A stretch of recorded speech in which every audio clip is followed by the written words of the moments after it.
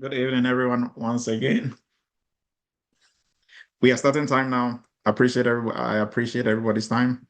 This is Eretmis Cyber Chat. If you're joining us for the first time, we do this every Friday night, 7 p.m. Eastern, and we are a community of like-minded cybersecurity professionals, and we are here to help you grow as a cybersecurity professional. So we encourage you to join us every Friday night, and I can assure you, you are going to get something for your toolbox. So whether you are already working in the industry or you are new, you are trying to switch into cybersecurity, this is the place to be. We have a lot of good resources in terms of our own personnel that are on here. We have a variety. Some people are working in the industry, some are trying to get into it, some have finished their courses, they are trying to, land their first role. So it's a mixture of different levels in the cybersecurity space. Tonight, we are going to be discussing why cybersecurity talent struggle to land their first cybersecurity role, or let's say entry level roles, right? And we've been doing this academy for a while, so we've seen all variety of people. We've had people who've done just one interview and they got a job. Others did about 5 interviews. It took some people less than 1 month. Some people even got a job before they were finished with the internship part of their training, right? Others, it took them a year to get a job. Some people didn't even do interviews and they got a job, right? We have a whole mixture of people, right? So, and there are some people who it will take them about 2 years. We have some, it took them almost 2 years, although life happens, family and stuff came in between, but eventually you are going to land a job. But what is really preventing most cybersecurity professionals whom you will consider to be qualified, why are they still struggling to get a job in cybersecurity, right? So that is what we are going to be looking at. This is very critical to the industry. Even if you already have a role, you don't have to say, I mean, I'm not part of this group. Uh, if you're looking for a second role or whatever role you are in, your contract ends or you have to leave that role to find another one. What we are going to be discussing tonight is going to help you. And about myself, I'm Dr. Emmanuel Ledoux. I'm the founder of Eretmis Academy. I'm the CEO of Eretmis Inc. Eretmis Inc. is a cybersecurity company. We are based in New York, and we are also a PCI QSA company as well. I'm a former United States Army captain and a member of the Host Technology Council. I'm a former professor at University of Maryland Global Campus and CTC. And Eretmis Academy, we are partners with CompTIA. So what that means is that we have a 20% discount that we give to all our community members, our students, and everybody who joins us for cyber chats, right? So if you're looking to sit for any certification, you can reach out to us and we'll show you how you get the 20% discount. Now, for people with certifications already, every 3 years, every year, you have to renew your certification depending on which certification type you have. But there are two ways of renewing certifications. Either you have to resit for the exams, or you can prove that you've been improving, learning in the cybersecurity space from the time you acquired that certification. And that is what they call continuing education. So you can submit continuing education points, and that is going to count towards your renewal. So they can renew based on that. Now, we have a WhatsApp group. The link is going to be posted for you to be able to join the group. And we have a school platform that we are gradually also building. The link of that is also going to be posted as well. So all these are platforms that we use to engage, cybersecurity discussions and to share resources for everybody else to use and benefit from. So we are going to start with cyber news. And in the news, there are some AI regulations and acts trending in the news this week. So the president in, I think, 11 December 2025, enacted or came up with an executive order.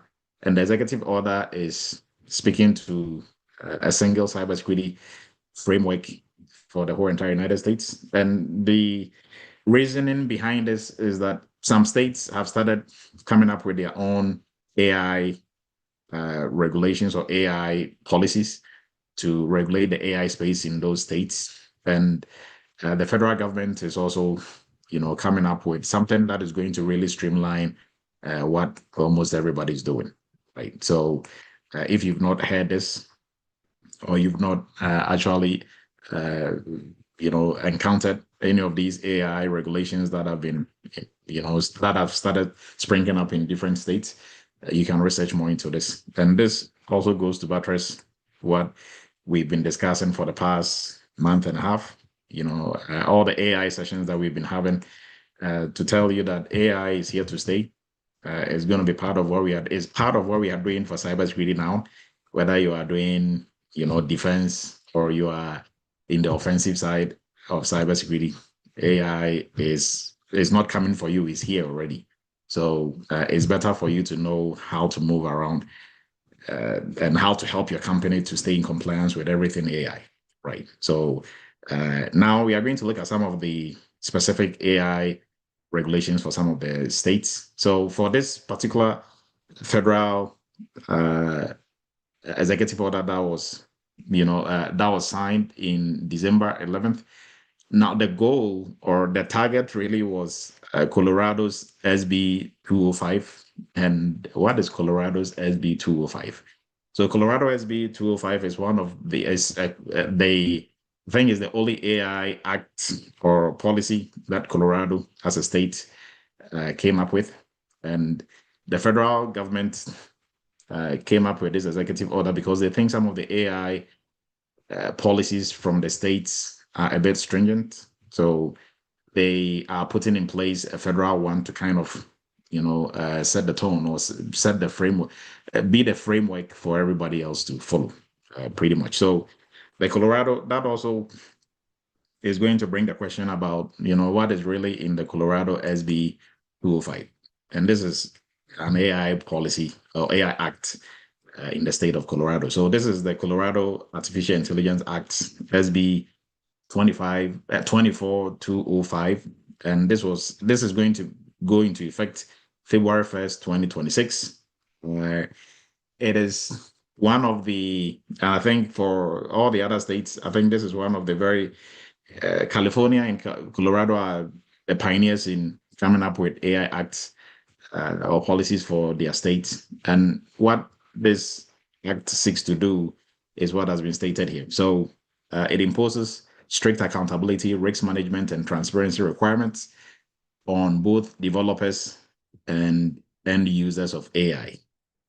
So violations can potentially cost the company, a developer or end user, which is a company, about $20,000 and probably more, right? So the discussions that we've had previously, if you go to previous cyber chats, we were talking about the governance, the risks and the compliance side of AI, what really it entails, and accountability. Everybody can remember, if you're part of those sessions, accountability, risk management, transparency, they were all part of it, right? So if you've been, part of those sessions, then this wouldn't be something that is totally new to you, right? So that goes into our AI governance class. The date is going to be put out next week.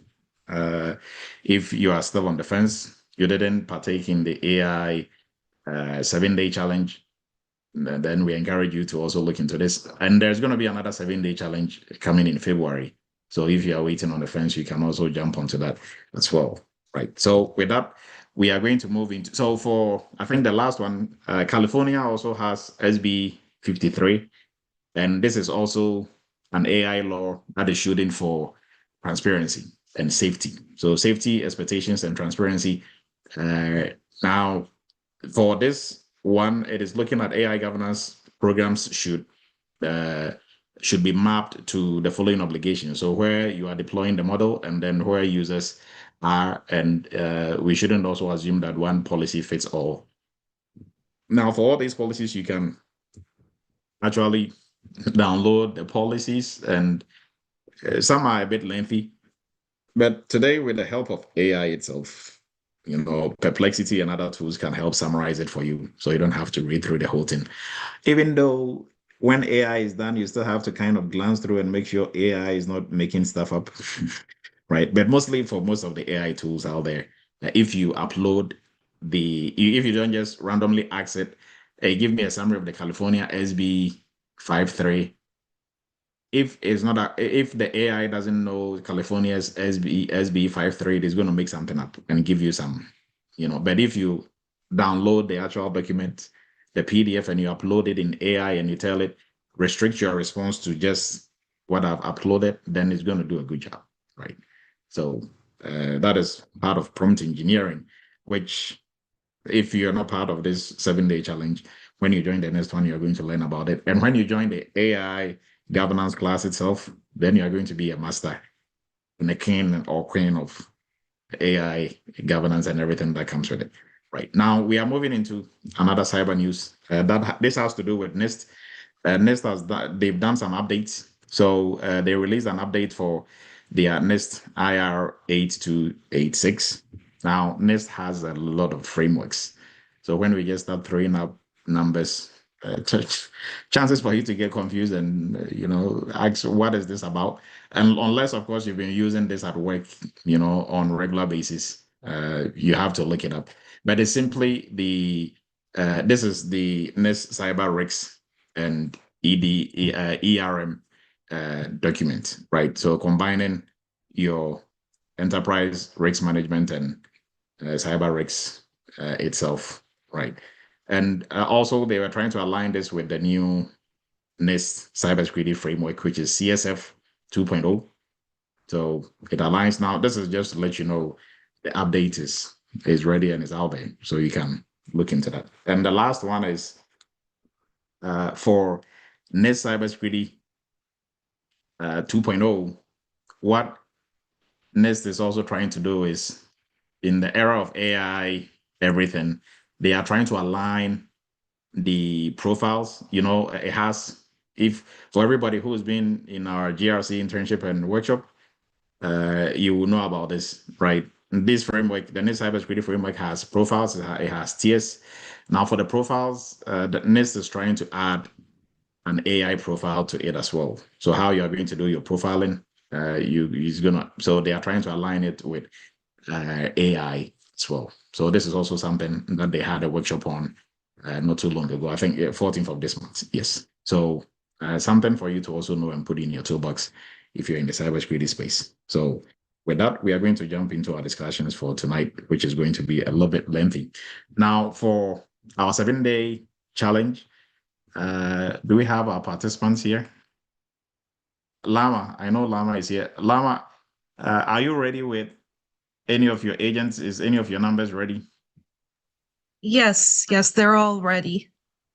Okay, so anybody else from the AI challenge who is ready with their agent, you can just have the number ready, and we have somebody randomly call the number and put it on speaker, and we are all going to hear, what is going on.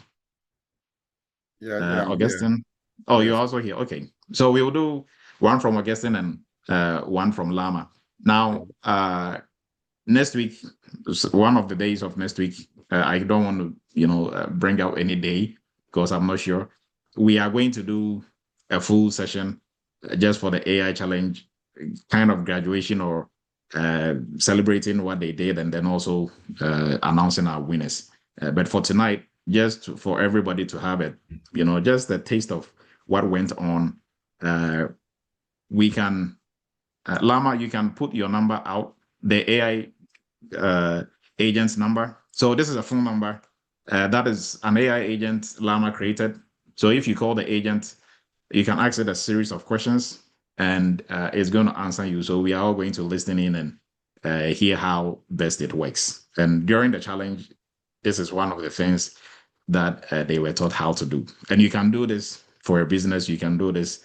There is really no limitation on where you can take this to, right? So when you call different companies, the prompts that you hear and how things go, we will show you how to create that yourself, right? So Lama, if you can speak about your AI agent and what it does, and then you can put the number out and we'll have somebody, anybody can volunteer to call the number and put it on speaker, right? Ask it questions and then we will see how well it's going to work. Okay, so go ahead, Lama.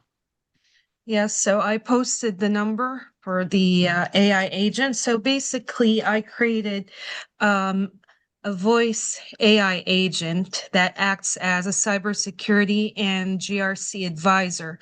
When you call the agent, it first greets you, then you can ask it questions like, hey, what are the top cybersecurity risks of 2025? It answers you. And on top of that, if you want it to email you that information, it can do that as well. You just provide it with your email address. Okay. So anybody wants to volunteer and call this number for us?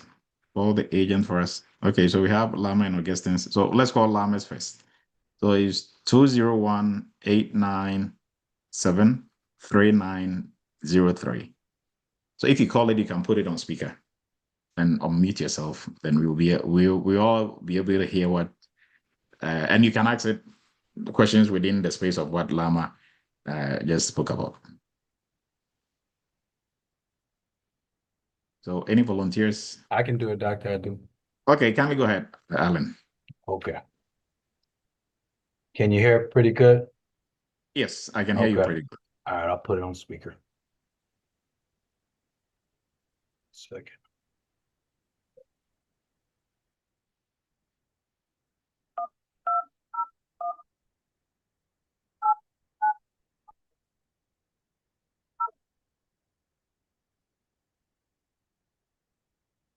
I'm Julie, your AI cyber and GRC whisperer. I help explain AI risks, cybersecurity impacts, and governance considerations in a clear and responsible way. How can I help today? What should I ask it? No, you can ask it anything. Like, what is Let's the break meaning this of down at a AI? high level. What you should ask depends on what role the AI is playing and what decision you're trying to support: strategy, risk, or execution. Here are 5 smart question categories most leaders and teams start with: purpose and limits, what it should and should not do; data and privacy, what data it uses or exposes; accuracy and bias, how reliable its outputs are; security and misuse, how it could be abused or fail; governance and accountability, who owns decisions and oversight. How does AI secure your personal information? At a high level, AI systems don't secure personal information on their own. Protection usually comes from surrounding controls: data minimization, access controls, encryption, and human governance over how the AI is trained and used. Would you like me to explain the main ways AI can protect data versus the ways it can put data at risk? Yes. All right, I'll keep this clear and practical. There are 3 main ways AI can help protect personal information, and 3 common ways it can increase risks. On the protection side, 1, detection and monitoring. AI can spot unusual access patterns, fraud, or data leaks faster than humans. 2, data minimization. Some systems are designed to redact, mask, or avoid storing personal data unless it's truly needed. 3, automated controls. AI can help enforce access rules, classify sensitive data, and flag policy violations at scale. On the risk side, people may rely on AI outputs without verifying them, leading to inappropriate sharing or decisions. Why this matters: place. Most privacy failures aren't because the AI was hacked, but because of weak governance, unclear ownership, or poor data handling decisions. In practice, strong protection comes from clear data policies, privacy by design, human review, and regular risk assessments, not the AI alone. Would you like me to explain what good organizations typically put in place to govern this responsibly, or focus on what this means for you personally as a user? I have another question. Of Where course. where is AI headed to? At a high level, AI is headed in 3 clear directions: more autonomy, deeper integration into everyday systems, and stronger governance expectations around how it's used. The technology is advancing quickly, but oversight and accountability are becoming just as important. Would you like me to explain what that means from a business, security, or personal impact perspective? No, I have one more question. All right, I'm listening. As a compliance analyst, how would AI help me on my daily tasks without putting my organization in jeopardy? At a high level, AI can support a compliance analyst by reducing manual work while keeping humans firmly in control. Used properly, it acts as an assistant, not a decision maker. There are 4 common low-risk ways organizations use AI safely in compliance roles: drafting and summarizing policies, mapping controls to regulations, evidence review and anomaly flagging, and regulatory change monitoring. Now, would you like me to walk through any of these in more detail and explain the guardrails that keep risk low? No, you are truly amazing. Thank you. Alan. That's very kind That of good, you. Dr. Abdul? I'm glad. Yeah, that's good. Okay. If we can get somebody to also volunteer to call the other agent, that is Augustine's agent, that is 434-448-1669, right? And these agents, so what you just witnessed, Llama created this from scratch. Right, and that is just from the 7-day challenge. And this is just one of the few things she can do with this. So, like the voice agents, we can do other agents that is not even voice, but can do extra. Right. So, yes, Kiran, please go ahead. Oh, I was just gonna ask Dr. Adu, can I provide my number as well so people can call in and check? 'Cause I have Okay, one. so yeah, Hi. so we can try yours as well. So anybody wants to call Augustine, and then we will do Kira's also real quick. Any volunteers for Augustine? Yes. Yeah, Kingsley, please go ahead. I had it on. Yes, I wanted to find out what are the top cybersecurity risks in 2026. Great question. Well, we can't predict the future with certainty based on trends. Here are the top cybersecurity risks likely to dominate by 2020. 1, AI-powered threat actors will increasingly use generative AI for phishing, deepfakes, and automated exploitation. 2, supply chain vulnerabilities, attacks on third-party vendors, and software dependencies will continue to rise. 3, data poisoning and model manipulation. As AI adoption grows, may target training data or models directly. 4, cloud misconfiguration. With more workloads in the cloud, misconfigured services remain a major risk. 5, identity and access abuse. Compromised credentials and poor access controls will still be a leading cause of breaches. Would you like me to explain how to mitigate any of these risks? Yes. All right, let's go through a few key mitigation strategies, one by one. First, for AI-powered attacks like phishing or deep. 1, train employees to recognize AI-generated content. 2, use email and security tools with AI-based protection. 3, implement multi-factor authentication to reduce confidence. Second, for supply chain risk. 1, the vendors using security questionnaires and audits. 2, require them to follow standards like ISO 27001 or NIST CSS. 3, monitor software dependencies for vulnerabilities.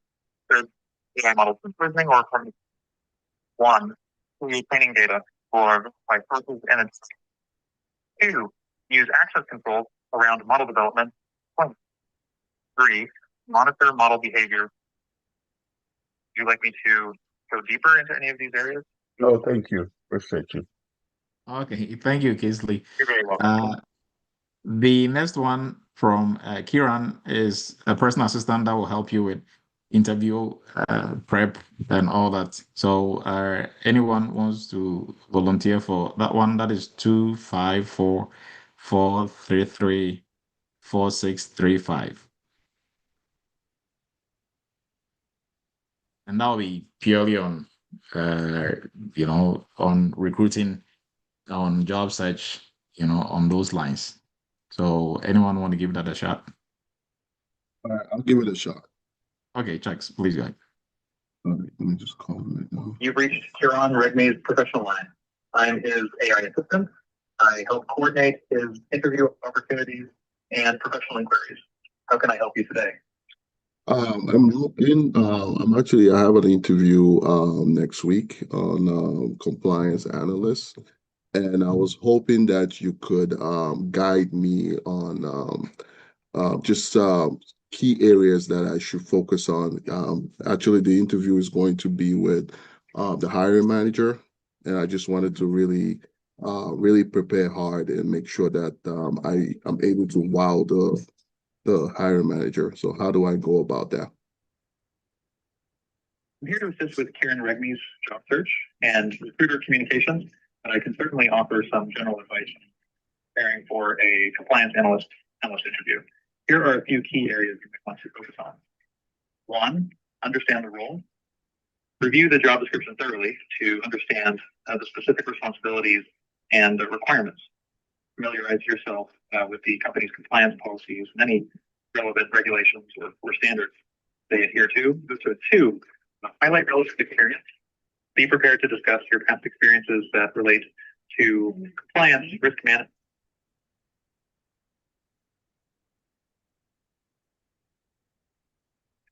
Oh, sorry about that.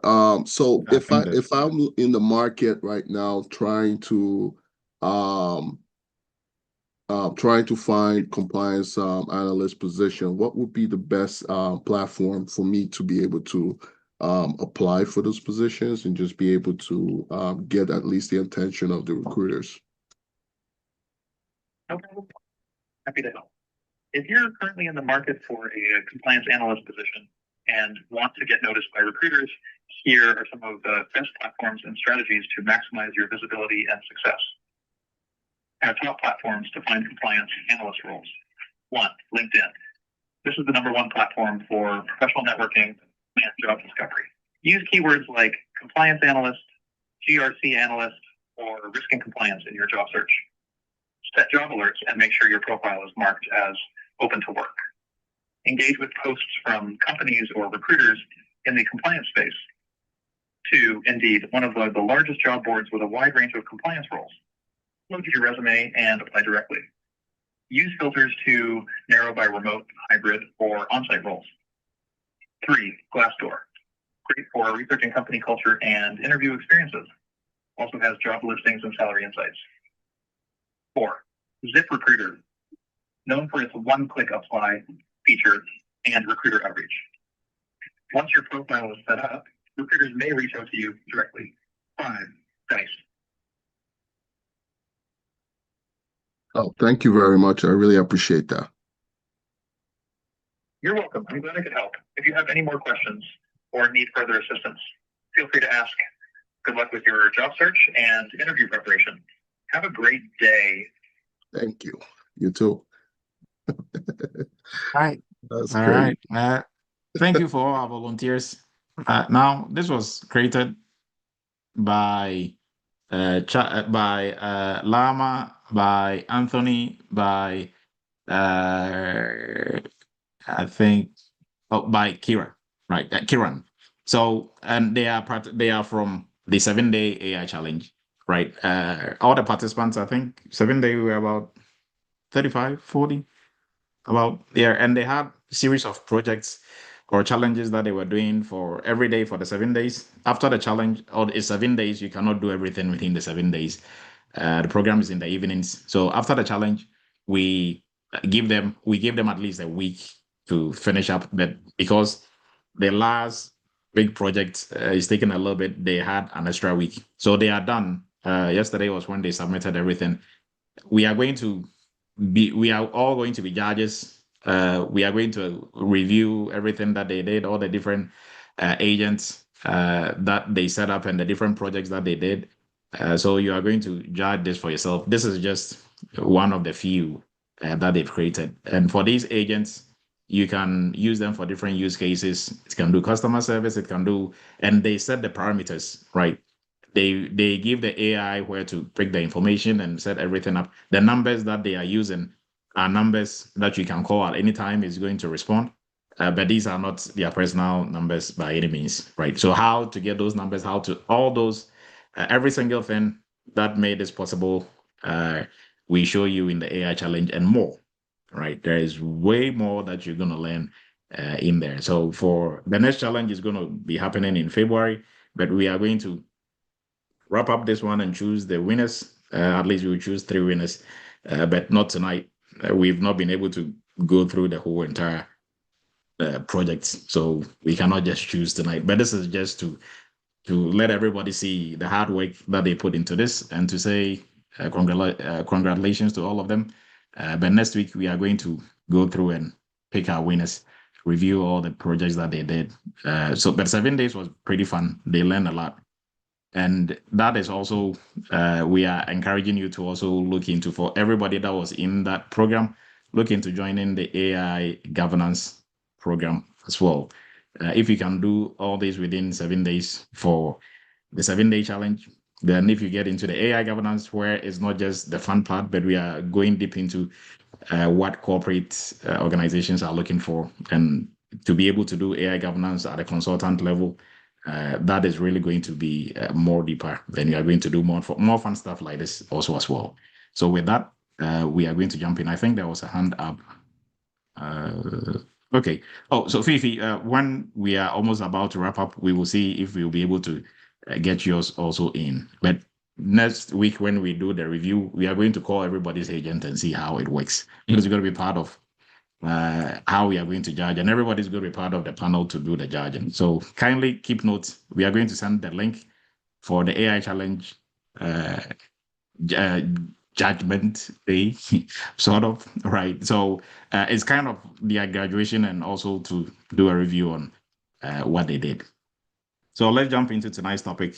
Why cybersecurity talent struggle to land cybersecurity roles. We are going to be looking at this from 3 main perspectives.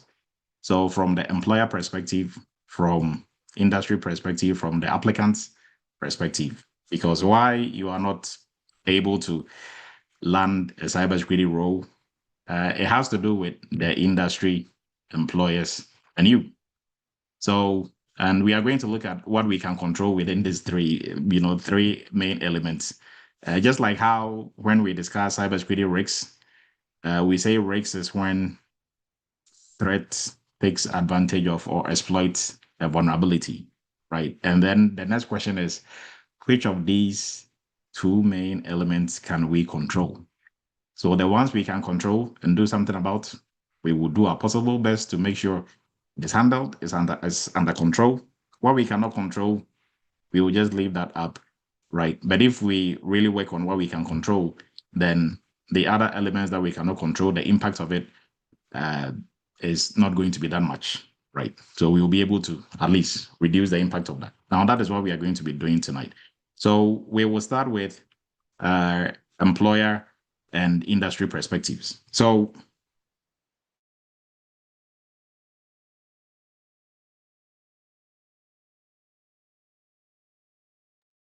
Can't hear you, Dr. Adu.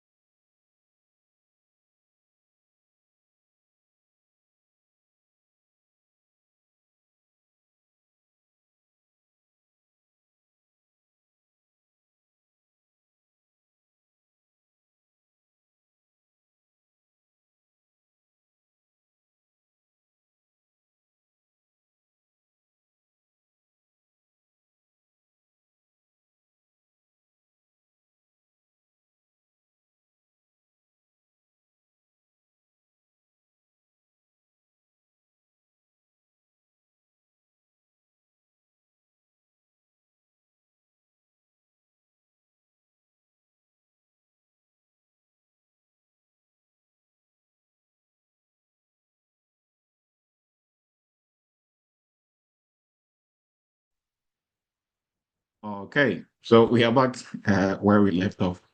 So Kindly give me a second. There are some folks coming in. So we are going to be looking at this from the industry perspective. But what I was saying was, before we jump into that, what do you think are the reasons why talent in or professionals looking to switch into cybersecurity? Maybe you've done some training, even you came through Eretmis, you have a very solid background, very solid training, but you are going to interviews and it doesn't seem like, or even before applying to the jobs, you are kind of talking yourself out of it. What do you think are some of the problems? And I'm going to take notes. And when we look at what is in the industry and also on a personal level, what we can do, then we will see how well you did. Right. Now, everything that we are going to be discussing tonight, like we always do, is based on industry research reports within the industry, and then also from our own perspective as industry players, what we see, right? So, any takers on this? What do you think are some of the reasons why there's sometimes some people say almost impossible to get in, which I think that is too far on the exaggeration side, right? But Ralph, please go ahead. Dr. Do I think one of the issues might be that in an interview, when people are discussing the role, the interviewee might not talk about the role. He talks on a general basis and not be able to go into detail the way an interviewer might want them to go. I had that happen to me. I got to a second interview and the person that was interviewing me kept asking me questions that I thought I was answering, but I guess it wasn't deep enough that I actually knew how to apply what they wanted. So that might be one reason. Okay. So not uh, going deep, if we want to look at it that way, or discussing, not using jargons and just playing around. Maybe you think you're answering, but you are probably playing around the question. Okay. Thank you, Alf. Igwen, please go ahead.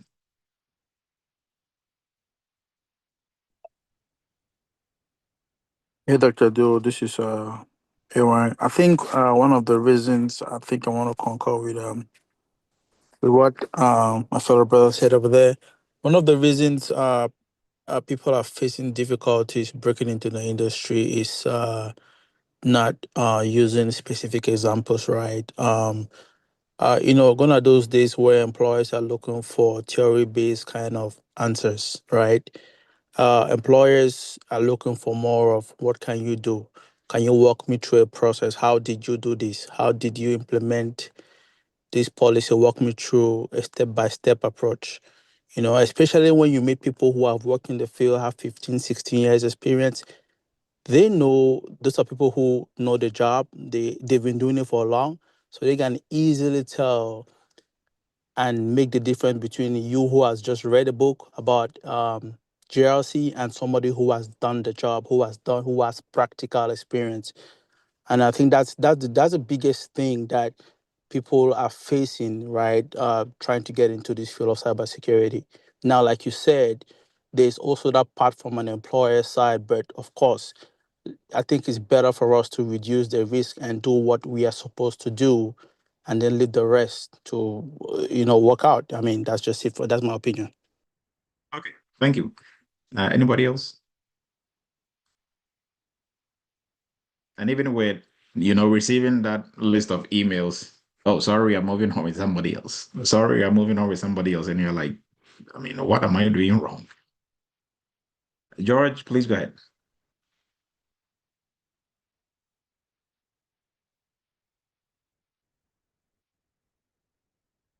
So after George, then we are going to jump into, if you are trying to speak, George, you are muted. Oh, sorry, I was muted. Sorry. Could you hear me? Yes. Yeah, I was saying that it's about having a game plan. Basically, when answering questions, and maybe it might not be what you know, but you work on some projects, try to explain the project you did and try to lay out maybe what were you doing or what you are doing on your daily basis or what type of issue you encounter and how do you resolve it? What are the outcome? Meaning that in your mind, you should have that game plan, how you approach things. This was the issue. This is how I resolve it. This was the outcome. So that they're going to see the value that you bring to the company, even though what you say is going to be related to what they wanted to do. Thank you. Thank you, George. Really great point. Felix, please go ahead. Yeah, I think I want to look at it from the perspective of getting your foot into the door. That means even getting to the point of interview, because I think a lot of other people's challenge is actually getting an interview first. Now, when you get an interview, then that's a different thing for you to pass the interview. And even in passing the interview, we also understand that there are some people who are really good at what they can do, but they are not good in explaining themselves. It doesn't mean that they don't know what to do. But I think for me, the bigger challenge is more in getting interviews with your resume, because different system, different hiring managers have different way they are screening resumes. For example, you go on LinkedIn now for one job that is posted, maybe in 20 hours, you see he already has 200 applications. Now it becomes a screening process. How do my resume even get through to those 200 applications? Different people will say ATS, you make like 10 different kind of resume, and somebody will still look over it and say, well, you don't have the right keywords in there that can actually pass an ATS process. So it's just, for me, it's more on that resume side for new people. To get to a place where they even get the interview, and then now they can go prove themselves and pass the interview, and then can prove themselves on the job that they can actually do the job. So my bigger thing would be, what are some of those strategies that can really be used in resumes in order to get you an interview? Okay.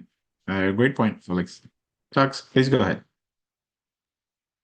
For me, I think the challenge is, there are a couple of things. Is really most of the time, the positions that are being posted, most of this organization might just be posting it, or they have internal people that are going to be grabbing those already. So, sometimes it's really that is one factor, but the other part also is, I think Felix mentioned it already, which is around really, like, the job, but just being able to express it when you're interviewing, that fear of really being confident in expressing yourself and really explaining and trying to wow the hiring manager. I think those are some of the difficulties that, and challenges that a lot of folks face on a daily basis. So that's my 2 cents on that. Okay.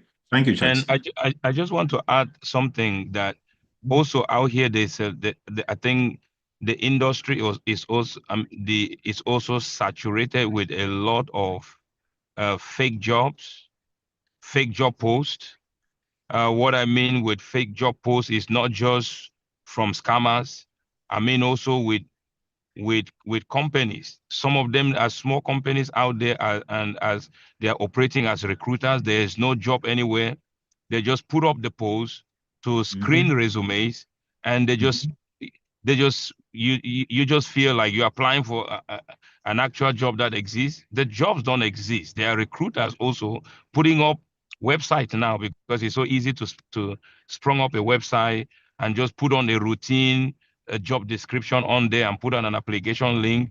Because you click from one, it takes you to another place, and you never hear back, and you still see the same post up there every month, and you're asking yourself, do these people really want to hire anybody? So sometimes those are some of the things. They are scam job posts. Great point, Felix. So with that, let's jump in. And I think what we are going to be looking at really collaborates with what you're thinking is part of the problem, which really is, right? So we are looking at it from industry and employer perspective. So why are we not getting entry-level jobs? And that is, so this discussion is one, all things being equal, you have the knowledge, you have the skill. Why are you not getting it? And when we come to the the individual perspective, then we're also going to go more into your knowledge and skill, right?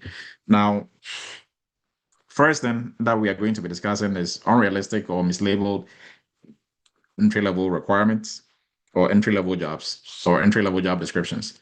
And then we are going to look at lack of hands-on experience and fundamental skills on the part of us, we trying to break into the industry, over emphasis on advanced certifications, like an entry-level role that is requiring you to have CISSP.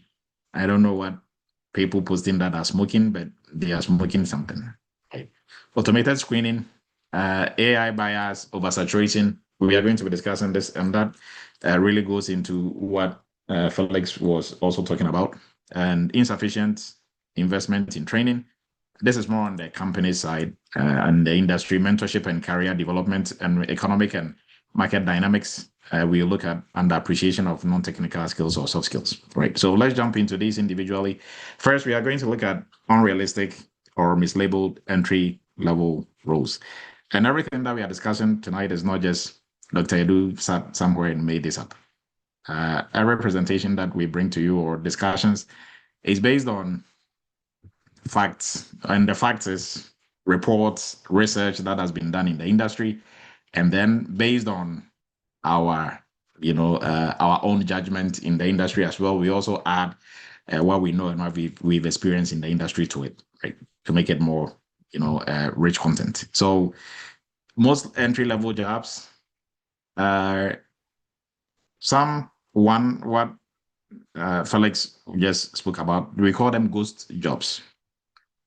So the ghost jobs are jobs that are not there. Like some recruiters are just looking to do talent. They call it like a talent bank or just a pool of talent that they can pitch to other companies and kind of, sponsoring you out to get paid. So when they pitch you and, a company wants you, they will reach back to you maybe after 4 months or whatever, and then they will take you there. If you win, they also win. So most of them are good jobs, like not all of them. Let's say, and there's a way around that to really not waste your time following those jobs, or I call them dead jobs, right? Or some of the jobs might even probably was posted like 45 days ago, 30 days ago. Those jobs don't even waste your time, because if it is from a real company and they are really focusing on getting somebody as soon as possible, it might probably be filled or almost about to be filled. Right. So now let's start from the top. Now, entry-level roles that demand mid-level senior certifications and requires some years of experience. Now, from the discussion we had last week, you know that certifications are not a requirement. They are not mandated. The years of experience also some question mark, especially when it comes to entry-level roles. So when you see those, they shouldn't deter you from applying to the jobs. Now, on the side of the employer and the industry, this has been the industry trend. If Felix is HR in company A and he's been taxed, he's HR, he is not working in cybersecurity. So if I, the cybersecurity manager or VP or director, tells him, hey, we need a new cybersecurity analyst, so put out a job post, probably that is about it, what I'm going to tell him. Now, Felix don't work in cybersecurity, so what is he going to do? He's going to go online, look at different cybersecurity analyst roles, copy the job description over there, and reuse it, just tweak it and change his company's name and stuff like that. So you see how you are going to end up seeing 5 years of experience in one entry-level role, see another 5 years of experience in, that is where that comes from. They are just copying and pasting. And then when it comes to certifications and educational requirements, they have to put something there, right? If you've actually posted jobs, when you are posting it, whatever platform you're using actually requires you and is asking you for educational level requirements and blah, blah, blah. Although behind the scenes, it is going to ask you if this is a hard requirement or not. But do you have to have something on there? So you as the applicant don't really, talk yourself out in applying to any of these jobs. So, but for entry level role that is looking for CSI, CISSP, whoever posted it is smoking something, because that is by no means an entry level role. CISA, CISSP, to get them, you can sit for the exams, all right. But to get the actual certification, you need 5 years of experience. Even though some people just have some people, vouch for them, although they don't have it. But really, if you are going by the book, you need 5 years of experience. So if you sit for the exams and you don't have the 5 years of experience, you are an associate. So until you have the prerequisite years of working experience, then you become a full CISSP or a full CISA. So if an entry level is 0 to 1 year, and you are requiring me to have CISA, really, how does that add up? Yeah, that doesn't add up. So that is an industry mistake or industry, a bad trend, but it's just simply based on copy and paste. That is where the problem is coming from, right? And then also, you will see a job post, right? So let me put it in a funny way. So a job post that is requiring, or that is like for a driving role, right? And I'm just going outside cybersecurity. A job post that is for a driving role. So as a driver, you think, okay, you are going to be driving, transporting goods from point A to point B. You are going to be maybe maintaining the car, little car maintenance and stuff. Now, when you read this job post critically, you are going to see on there that they want you to paint the house. They want you to cut the grass. They want you to plow the snow. And you are like, is this a driver role or like, what is this? Same thing applies to cybersecurity. You see a job role that has almost everything and anything on there. There was one student who was going to an interview, and I told him, just go to this interview for interview's sake. You are just going to, as a repetition of practicing with interviews. But this job, even if they give it to you, don't do. The job was paying, I think, 90K, and the job had almost everything that you can do in cybersecurity on there. Right. And you are going, so he was doing like if they actually gave him the job, he was going to do 5 roles in one. And that is unrealistic. Whoever is posting the job, I don't know, who, but it's very common to see those, right? So even if you see those, sometimes, and most of the times, don't get carried away by the job description. If you see it, still apply to it, because we've had students who've had such jobs. Now, when they went to the interview, the hiring manager was actually like, "Oh, so forget about the job description, all that. You're not going to do all that. Now, this is what exactly you are going to be doing." Because even them, when they had the applications and they had to do the interviews, they went back to the job description and they were like, "What? No, this is not what they are going to be doing. This is what they are going," because there was some miscommunication in there, right? So, yes. On the personal level, I would say don't get carried away by, or don't talk yourself out of this. It says you need a bachelor's degree in, computer science. I don't have that, so I'm not going to apply. No. Behind the scenes, that is not a hard requirement, right? So this is some of the unrealistic labels and unrealistic requirements that are posted in these jobs. Now, how are we going to fix this? On the employer side, they are supposed to have job description that aligns with junior roles if it's an actual entry-level role. And then also, they shouldn't do copy and paste, obviously. Right. Individual side, you should, personally, I would say, don't talk yourself out of applying for any role, right? Especially if it's something you can do at least, I'll always say you can do 40% of what is on there.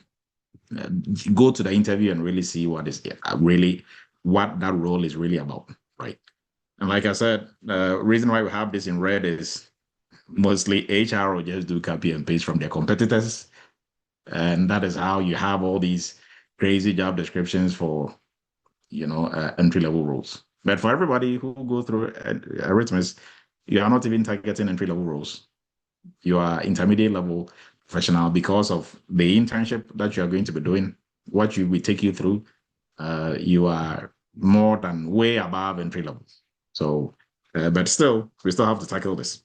Now, we are going to move into lack of hands-on experience and fundamental skills. So employers, they expect exposure, right? So exposure to projects like conducting risk assessment with a risk register, how do you triage vulnerabilities? Then maybe sometimes if you have exposure using some tools, that is fine. But mostly when they are looking for your working experience, tools might probably maybe 5%. But overall, if you're actually doing projects, knowing how to start a project take a project from start to finish without necessarily, your focus shouldn't be necessarily on tools, right? But how to, if you know what you're doing, then you can use the tool better, right? So I had a light on what you had just said before you go on this one. yes, go ahead. Yeah. I had interviewed in the past where I was trying to get my feet wet in the interview processes, and I went to 2 interviews that I encountered a similar situation with what you just said. One was a trucking company trying to implement GRC in their work operations, and they had on the requirements that I have to know about HIPAA, which wasn't a problem. So in the course of the interview, I asked the interviewer, "You are a trucking company, so why the need for me to be a HIPAA aware?" And he said to me, "Oh, we have 3,000 employees and we don't want their health information out there." Who's going to ask me about your employee? So that's how it is. And I was interviewed for also with the Aon of all people. Aon, a big interview with their headquarters in England. And I was interviewing with them in England. And they were looking for a GRC person. And again, they asked me, how do I do a general vulnerability? And I said, we do vulnerabilities on, individual companies in their operation with their technology, their everything. And he said, no, we want general vulnerability. So what intent they were looking for is they were looking to come up with some kind of cybersecurity insurance to sell to organizations. So that role was more of like an insurance sales role, more than a GRC role. That's how I saw it. Okay. Thank you, Andy, for that insight. Egwin, please go ahead. Dr. I just want to concur. I want to concur what you said because I just left a role, a PCI DSS support role. So it's with the company service, then the service delivery industry. So I noticed that, and it's so sad because this is the first company I work for that you know it was like an abuse to the GRC with the whole cybersecurity world because I started working over there, and when I had the interview, the hiring manager said, "Hey, we're bringing you for PCI DSS to come and support us. You're gonna just focus on PCI DSS. We have a third party service provider processing our payments, blah blah blah." So I said, "Okay, cool." So I got to the company, I started working, and truth be told, in my first month, he started saying that, "Okay, you're not gonna be doing PCI DSS anymore, like 100% like I discussed. You're gonna be doing other things like IAM and all whatnot." So I just like, okay, you know what? I just kind of say, okay, I'll take that.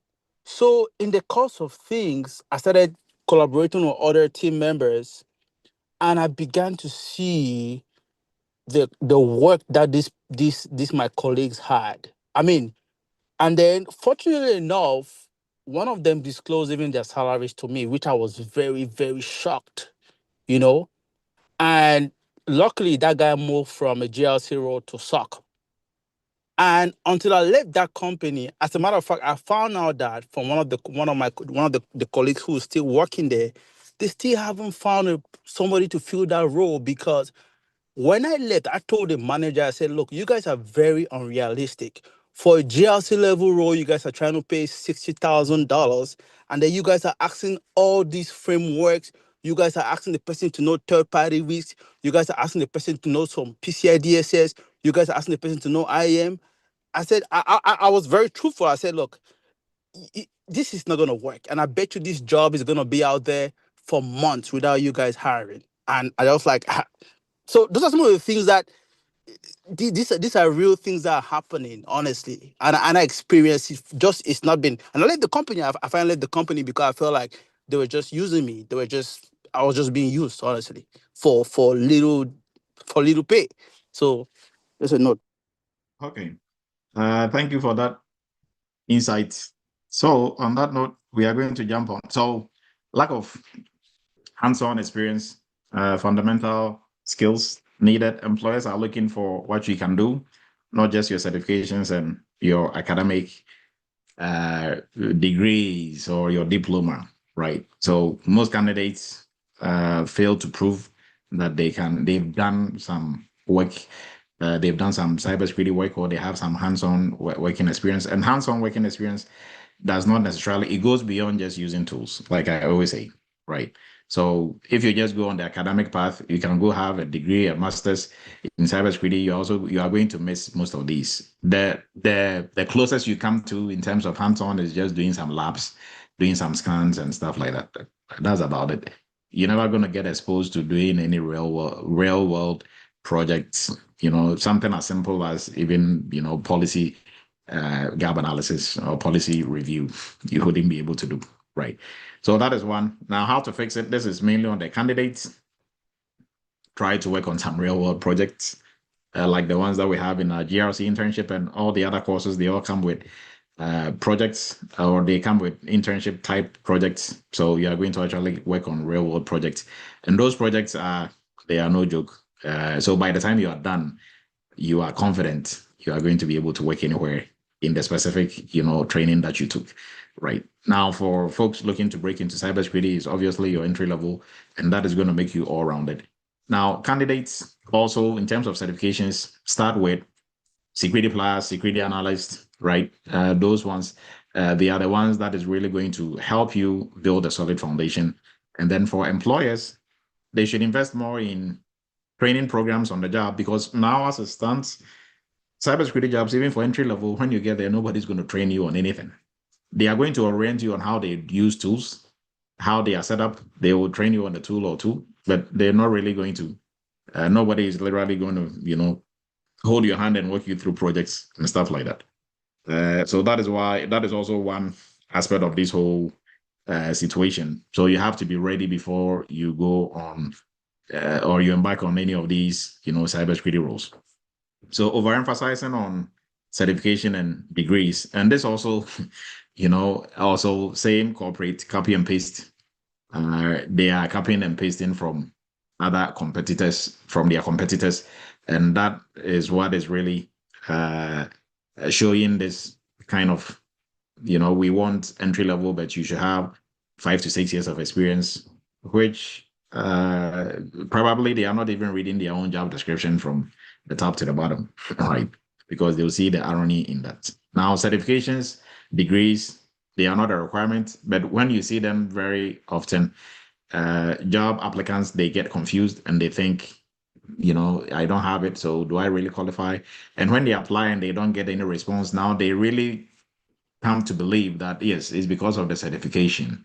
That is why. Now, to put your fears to rest, I coach and mentor, and I've probably spoken to almost everybody on here, right? Or maybe. Now, I've run into all kinds of people with different certifications, with different degrees in cybersecurity. I ran into one gentleman last year. He had 2 cybersecurity degrees. He was in the process of finishing one. He's not working in cybersecurity yet. I ran into somebody who has 4 cybersecurity certifications, big ones, not working. He's gone to interviews and they are not moving him forward. So it's not about the certifications. And I know a lot of Eretmis students who got jobs with no certification. Now, they got a job, in managerial roles before they even went to sit for Security Plus. So, but the industry is sometimes, if you look at job descriptions, every job description is kind of overemphasizing certifications and degrees. Even when you tell people, no, that is, they have to put it there, but it doesn't mean people keep insisting, no, but it's there, so if I don't have, you are never going to have everything that is on the job description, especially in the cybersecurity space. Because, for example, if they put, you should know this framework or know that framework, you are never going to know every framework. Nobody in cybersecurity knows every framework. So it means you are not going to apply to that job, right? So and people who are doing this job descriptions, they are not cybersecurity professionals. So they really don't, for the most part, they don't even understand what they are putting on there. For example, like when we started, before maybe almost everybody joined, there was some questions about PCI jobs. When you look at a job description, it is talking about that you should have a QSA certification or you should have an ISA certification. That simply exposes whoever posted that job. They don't know what they are doing. They don't even understand the PCI industry, because you can't have somebody, a floating QSA, or somebody who is coming in with a QSA certification, or whether it is, if you want somebody who used to be a QSA, then you should put on there somebody who used to be a QSA, right? But you can't say you should have a QSA certification. For certifications, because if I'm a QSA in Eretmis and I leave Eretmis, that certification stays with Eretmis. It doesn't go with me. So if you are requiring me to have that before I get employed, then nobody can fill that role that you are putting out there. That goes to expose that whoever is posting it don't even understand the industry, right? So fixes here, employers, they should not overemphasize certifications. They should focus on fundamental certifications for entry-level roles. For skills also, they should adopt the NICE NIST framework, right, in terms of knowledge, skills, and abilities. For candidates, you should look to polish up and then also at least have a certification or two. It's not a requirement, but it shows continuous, improvement on yourself, and work on some labs, work on some projects. That is going to help. Now let's come to the big one, where you will receive that email. We are sorry, we are moving forward with somebody else. We are sorry, we are moving forward with somebody else. Now, I think there are some hands up, but I'll give you the chance to speak when we finish with this session and we're about to move into the personal side. Right. So automated screening, AI bias, and oversaturation. Now, what are we talking about? And this has to do with the industry and employers. So I think it was Felix who was talking about when you submit your resume, on LinkedIn, when there's a job, you see thousands and hundreds of people applying to it. So sometimes you get discouraged and you're like, yeah, but all these people are applying to it. So that is the oversaturation that we are talking about, right? That kind of gives that false impression that the job is already gone or is taken. It is not. Now, when they are so like the applications are so much, your HR doesn't have the time to go through 200 applications or 200 resumes. So they employ different systems, ATS systems, AI screening systems that is going to screen. And once they are using these systems, they are not humans. So they are either using instructions that they were given or prompts or how they've been set up to work. And so they follow strict instructions. Now, mostly if you're using ATS or AI systems, they are looking for keywords. So if you keep receiving the email that says we are moving on with somebody else, it means a human being didn't look at your resume. The AI system didn't, when it rated your resume against the job description, the keywords threshold it was looking for, your resume didn't meet that. So probably the AI system has been configured to pick resumes that have about 80 to 90% of the keywords and key phrases as compared to the job description.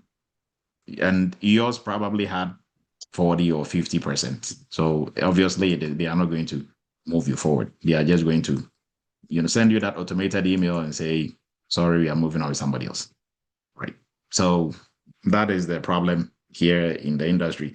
So also, this also is coming from a lot of the copy and paste, because like if you really pay attention to job descriptions that are similar, if you look through enough, you are going to start seeing similarities and just, words that have been lifted from one to the other. And that shows the copy and paste, mostly especially in the same industry. Like if you take finance and you take security analyst, you are really going to see that, right? They are all copying from themselves. So if I was wrong and I posted that and somebody copied and somebody copied and somebody copied, then you see how that is going to go. So this is also to let you know, if you are not receiving any positive feedback for an interview, it means you are missing, you are not meeting the threshold for keyword and key phrases count. It doesn't mean you don't have the skills. They've not interviewed you, so they don't know you. They don't know your skills. It's simply because you are not playing the game well. This is a game, right? Being able to, get picked by the ATS system and AI is a game, and you have to play it well. And the game simply is have enough keywords and key phrases from the job description. Now, the next one is we are looking at the fixes for this. So for employers, they should reduce the AI gate. They should add more human review. So even you are going to use AI, they should have some human in the loop. So meaning they can set the bar lower for, keyword count, because somebody might say the keyword might be vulnerability. Somebody's resume says weakness. It's the same thing if a human looks at it, right? So, but this is out of our hands, is industry players, employers. Now for candidates, what we can do is to tailor our resume to make sure we have enough keywords. That way, if these people don't want to change, we are going to play their game and we get paid, right? And then also, we should try, for everybody on here, if I ask you where did you apply for your job, almost everybody will apply it online, LinkedIn, Indeed, right? Very few people reach out to the companies individually themselves, or reach out to the head of cybersecurity and ask them for, hey, do you guys have this role, or this is what I can do, kind of sell yourself. But it will surprise you that, in terms of percentage, for jobs that are out there, or cybersecurity jobs that have to be filled, do you know that about only 40% of that is posted? About 60% is not posted, right? So if you are just chasing the ones that are posted, about 60% is not posted. So you are really even limiting yourself. So companies, if you do your research about companies, or you see some company and I know companies that created roles that they didn't have for people who came to interviews and were not picked for the first role. They picked somebody else, but the person was so good, they gave him a different role that they created themselves. So that means if you reach out to Dr. Edu at Eretmis, hey, this is my resume, this is my portfolio of projects I've done. This is my background. This is what I've been doing previously. This is what I can do, blah, blah, blah. Send it enough, then don't just make it generic. Tailor it to that person. On LinkedIn, reach out to CISOs, people, and first and people do that to me, and I'm looking at them like, really? First day, somebody don't know you from anywhere. They just send you their resume. This is what I can do, blah, blah. And I'm really going to call you for an interview, really? No, you have to establish some kind of relationship, and it doesn't have to be. So maybe somebody reach out, hey, Dr. Edu, I know you're in the PCI space. How do I do this, or how do I do that, or what is your opinion on this? Or I know PCI just came up with the annual report, first annual report. These are the things I've seen in it. What is your take on it? Right? Somebody who's engaging you on that level, you tend to take a liking to the person. Oh, sure. I mean, this is my take. Probably, maybe you are busy. You've not even seen that report. You go back and look at it. Okay, this is my take on it. Now you establish that contact, right? Once in a while, you are going to reach out. If you have enough of those people in your books and you are reaching out to them once in one, they will ask you, what are you doing? Where are you working? And they see your profile, you are posting projects you are working on. They will simply bring you in without even an interview. Hey, this person, I know him. This is how he thinks. This is how he do stuff. But all of us, we don't want to do that legwork. Most of the times, we all want the easy way. See the job, apply, you go to an interview, right? That is one way. Don't stop doing that. But also, like I'm telling you, 60% of the jobs are not posted. So that is to let everybody know. So this is bypassing the filter, the AI filter. Networking and referrals, they work better. So on that note, we are going to jump in insufficient investment in training. This is purely on the industry and on employers. So many companies, they prefer to have ready-made cybersecurity experts than to have juniors from college, from that they are going to literally train from scratch, even though you have some knowledge coming in. Companies they don't have the time and the luxury in terms of money to train you. So now, for the jobs you are applying to, most of it is not even entry level, because if you are looking purely for entry level, then you don't have any hands-on working experience or any of that. But you should get that before you jump in, because for intermediate, advanced levels, there's a lot of space and opening, and you make more money there. Even though for entry level, you shouldn't take anything below 100K, right? So, but companies are not really investing money and time into this, hiring people and training them, literally showing them how to do their work. They are not doing that for whatever reason. Money also has a part to play. So, and also because of the nature of cybersecurity, right? It's not something that you can toy around and play with for somebody to, right? It's like if you need a bus driver for the city, you're not going to pick somebody who's never driven, who just knows some theory about driving and be teaching him how to drive the bus, and there's an instructor by him and he has passengers in the bus. It's not going to work, right? People's lives are in danger. Similar thing here in the security space. So all this is employers. Now, this is what they should do, but are they going to do it? That is up to them. So some internships, apprenticeship, rotations, formalized mentorship programs, assign junior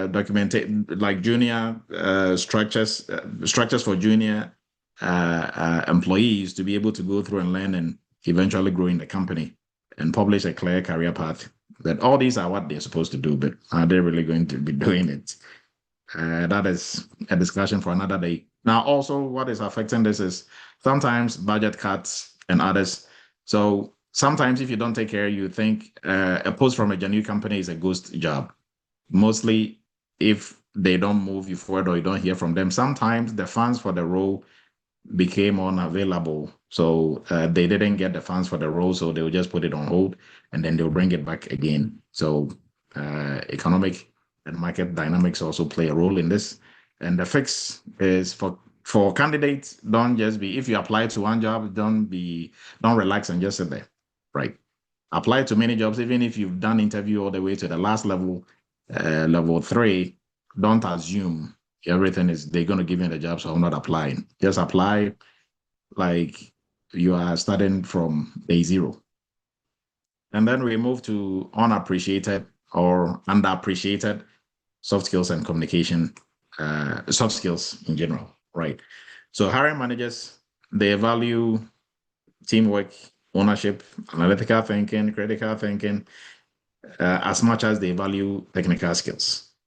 So that means that for everybody on here, if you've never worked a day in IT, you have about 30 to 40% of the skills that is needed in cybersecurity, because your overall skills we are looking for is technical and non-technical. And mostly what is not going to get you the job, or where you are going to fall short and not get a job, if you go through a good training and you have the hands-on, what is going to prevent you from landing that role, or that is going to determine, mostly it's not your technical skills, it's the non-technical. Because it's the non-technical, most of the questions they ask on the non-technical side, if somebody don't give you a strategy, you don't know exactly what they mean by the question they're asking. You might be talking, but you might just be talking in circles, right? It is not going to be, you are going to be answering the questions, but you're answering them wrong, right? And you wouldn't even know about it. So that is the difficult part about this, right? Now, we are also for looking at, so for the non-technical is also critical, something that they're also looking for. And most candidates also underestimate their own kindly unmute yourself. Most candidates underestimate the soft skills they are bringing to the table, right? Most of them really underestimate the soft skills they are bringing to the table. So do not underestimate the soft skills you are bringing to the table. That is what is going to really set you apart. Now, fix for this, for candidates, practice telling your story and telling it well. So you are not throwing away your past, what you did in the past. That should all be wrapped up in how you are going to deliver your answers during interviews. You should also show that you've been able to, you collaborate with teams, you work on projects together. Team player skills is really needed. Also for employers, they should assess communication via scenarios and blah, blah, blah. But, for the employer side, yes, it's what they're supposed to be doing, but are they really going to do it, or are they doing it even at all? Right. So before we jump into what you have to do personally, I'm going to run through the list of the courses that we have, and we are going to move on. Kindly give me a second.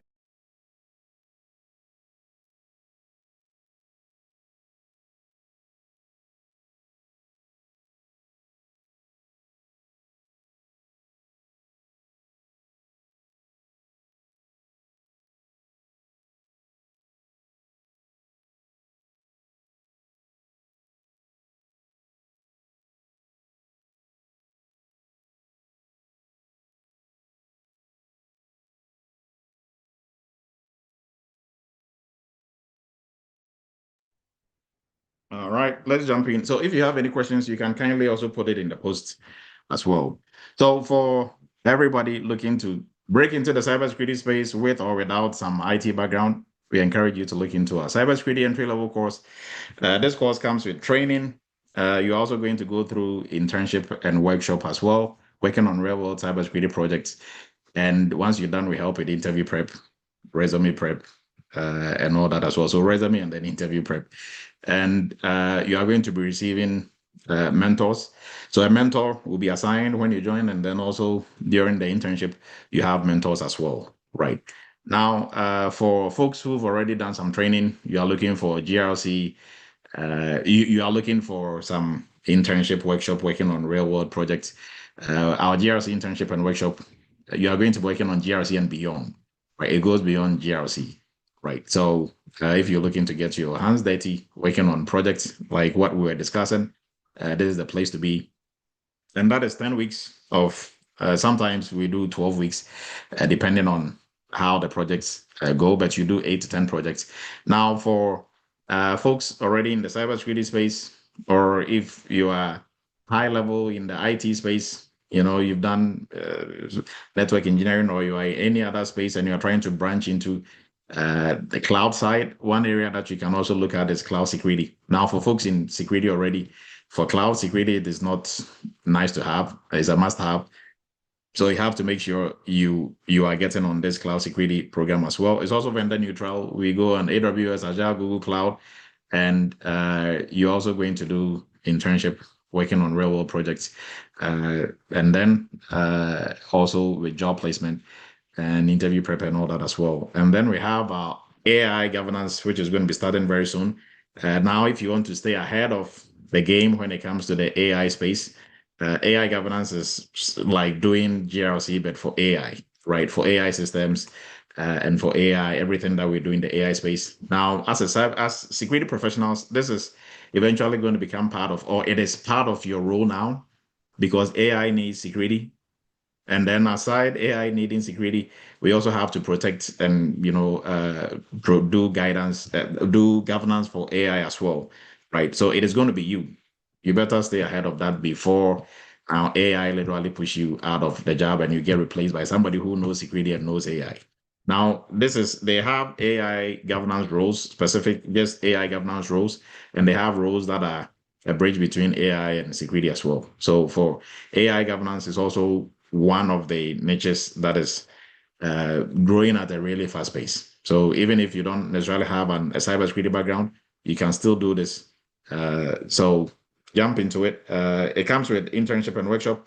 Now for the 7-day challenge, they did a lot, and they were able to learn a lot. Now, if even within the 7 days, you were able to learn all this, and most of those were fun stuff that we do in cybersecurity. Now, then it means in the actual AI governance specialist program, you are really going to do way much more, right? And then for folks looking to specialize in a niche in cybersecurity, we encourage you to look into the payment security space, payment security compliance, where we are going to teach you the PCI DSS framework, and you are going to be an expert working as PCI DSS programs manager for different companies, or even working in consulting firms like Eretmis Inc., doing PCI assessments. Then our WhatsApp group link has been posted. We are going to jump into applicants. So as an applicant, what are you supposed to be doing, right? Or what are some of the things that is preventing you from landing your role? And most of these, I think what Ralph, George, Felix, Chuck, Edwin spoke about, most of these we are going to revisit here as well. So before we move on, I think there were some hands up. Efia, please go ahead, and then Edwin will go. Hello. So I have a question. Do you think job gap makes a difference for your resume being picked? Like if you worked in the security area, then maybe you left for the military, came back, and you want to get back in the security. Do you think? Because I have. Yeah, but it looks like they don't recognize that as part of. They make reference to my old job as when I stopped working. No, that is not a gap. Actually, if you join the military, I mean, that is also another job. Yeah, but I did intelligence, military intelligence. And when I talk to the recruiters, they'll be like, oh, okay, so your last job with CNA was 2024. So it looks like they're not recognizing the Army, the intelligence part. You are the one who is not presenting it well. Okay. Because for them, it is not their duty to deduce and make assumptions. Oh, you did this, so you can do this. It's not up to them to make. You have to do that for them. Right. Oh, okay. So let's say if you used to be a truck driver. Okay. And now you have some cybersecurity training and you have some skills, you are applying to a cybersecurity job. And you are applying for a GRC role. And you are just listing technical stuff you did. You pick a load, you did your documentation, you moved it here, you did that. How am I supposed to be the one relating that to cybersecurity? You have to do that relationship before it gets to me. So listing the things you did as a truck driver. For soft skills, you are going to list attention to detail, great communication skills, leadership skills. For even technical cybersecurity stuff that you think will apply, especially in the GRC space, policy review, documentation, staying in compliance with all the regulatory stuff that you have to do for a truck driver, different states, right? So you have to bring that out for them to see, see the relationship. Oh, okay. So you were doing, okay, right. So, but if you don't do that, they are not going to see it. And it's not their job to see it, right? So you have to package it well for them to be able to see the relevance in what you did compared to what they are looking for. Okay, that makes sense. And for the cloud security program that you were talking about, how long is the program? Cloud security is 3 months. Sometimes the project will take us maybe 2 months more. Okay. Yes. So, but it's supposed to, the timeline is 3 months. Oh, okay. Thank you. Yes. Ralph. Yeah. Good evening, please go Doctor. ahead. Yes. Good evening, Doctor. Yeah, Doctor, I have this issue concerning portfolio. Like, I don't know. I think the standard is maximum page for CV is 2 pages. So I'm thinking, how will a 2-page fit my portfolio of like 9 projects I've done? So your resume is not going to be your portfolio. Your portfolio should be different from your resume. Okay. So how will I make it visible for them to see me at first sight to know that I have done this or I can do this? Should I make your it portfolio, especially like, for example, if you went through the GRC internship and workshop, all the projects that you did we have you put that in the form of a portfolio. If you don't have one, you can reach out and we will give you what we have, and you can, polish it up to fit exactly what you did. So you can literally copy and paste those on LinkedIn. Okay, on LinkedIn. And to show these are the projects that you've worked on. Regardless of whatever your background is on LinkedIn, you can be a nurse. But if I'm a recruiter and I'm looking, you posted, you worked on this project, you've worked on that project, and it's detailed. This is what I did, this is what I did, these are some of the problems I encountered, this is how I overcome and solve it. That is speaking for you, right? So on your resume, it's just it's speaking, it should speak directly to what they are looking for in terms of job description. Okay. Now, if you have to submit a cover letter, then the cover letter will speak more about the projects that are not listed in the resume. Okay. Right. So there are different avenues of showcasing what you did, but most especially because now, although it's not a requirement, everybody's kind of tailoring to, let's look at your LinkedIn. So make sure your LinkedIn is sound and is working. It works for you, not against you. Okay, I can put the link of my LinkedIn on the CV. Yes, most people do. Right. Okay. Now, even if you don't, they will pick your email and go look you up in LinkedIn. Even though it is not, that shouldn't really be a requirement, but that is what they are going to use to charge you anyways, which they shouldn't. But because guess who put everything on LinkedIn for you on there? It's not the government. You did. So you can even say you were the president last week and nobody can say anything about it. Right. But still, they put so much value on LinkedIn. It just blows my mind. Right. Everything on there is created by the president himself or herself. So why go beyond my resume and go look at my LinkedIn and say, oh, but you're working here and you moved here. And who put that there? I can change that in a minute. Right. So, but it is the game. So you have to play the game. So anytime I'm going for I say a job role and the one on LinkedIn it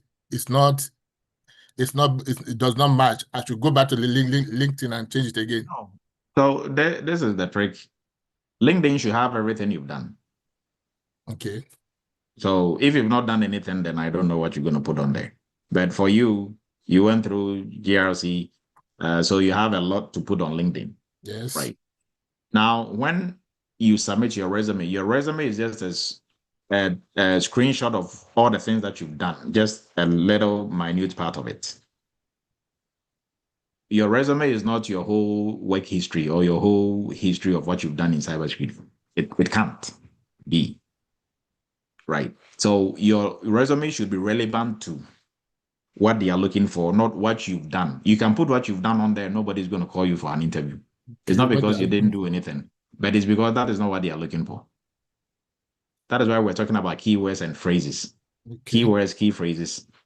So, right. Yes. So make sure you tailor your resume should literally be, you can literally copy and paste the job description and spin it around and edit it and change it. And that is going to do the trick. So, but when they go to your LinkedIn, it should have almost, if you said you are applying to a third party role, if I go to LinkedIn, I should see something you've done on third party.